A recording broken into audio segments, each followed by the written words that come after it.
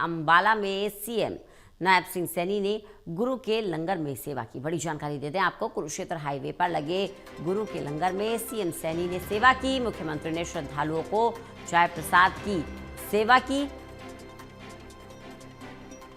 मुख्यमंत्री नायब सिंह सैनी ने स्वयं भी चाय प्रसाद चखा।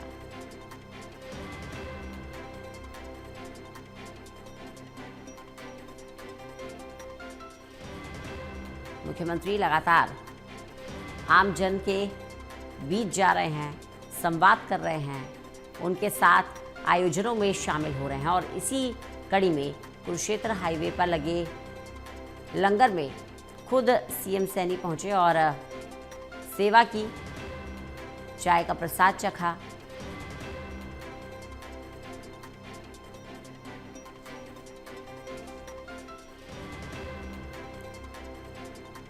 चाय प्रसाद की सेवा मुख्यमंत्री सैनी करते हुए नजर आए।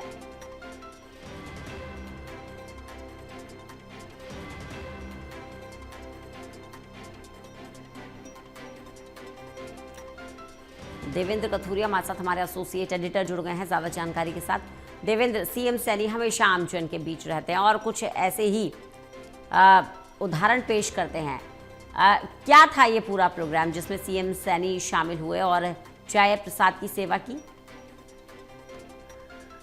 रंजना, आप सवाल दोहराएं, थोड़ा आवाज ठीक नहीं आ रही मेरे को। देवेंद्र, मेरे को आप सुन पा रहे हैं? जी आवाज आ रही है, आप सवाल दोहराएं। जी, सवाल मेरा यह है कि ये प्रोग्राम क्या था जिसमें सीएम सैनी शामिल हुए और चाय प्रसाद की सेवा की?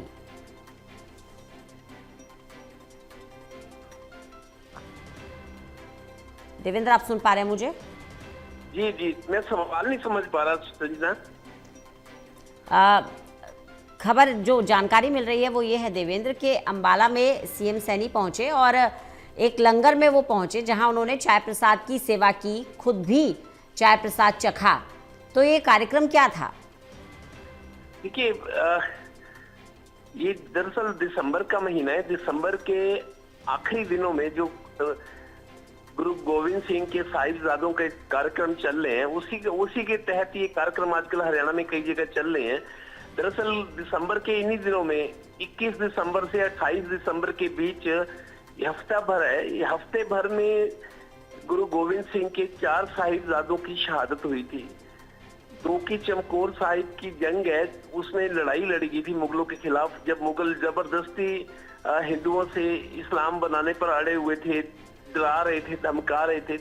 तो गुरु साहब के 2 बेटे चमकौर साहिब की जंग में शहीद हुए थे और 2 छोटे जो थे उनको 7 और 9 साल के, उनको भी इतनी समझा दिया गया था कि आपको इस्लाम बनाया जा रहा है। गुरु साहब के बेटे थे, जाहिर है उनको समझ थी, तो छोटे होने के बावजूद इस बात पर अड़े रहे, तो उनको डराया गया कि आपको कत्ल किया जाएगा। ये तो 2 छोटों को जिंदा दीवारों में चिनवा दिया गया था जहां सरहिंद गुरुद्वारा है।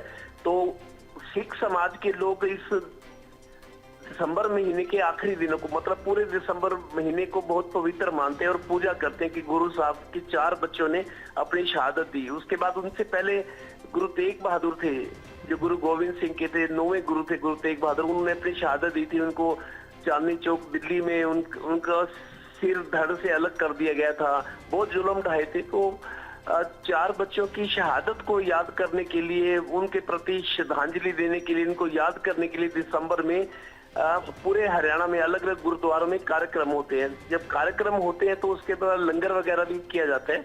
और लंगर की प्रथा गुरु नानक देव जी ने 500 साल पहले शुरू की थी। लंगर का मतलब ये है कि जमीन पर बैठकर, लंगर उसको कहते हैं जब सब पंक्तिबद्ध होकर लंगर, मतलब छोटे बड़े का बिना भेदभाव, अमीर गरीब का कोई कुछ हो, सब मतलब अकाल पुरख कहते हैं पंजाबी में। अकाल पुरख उस भगवान की सब संतान है।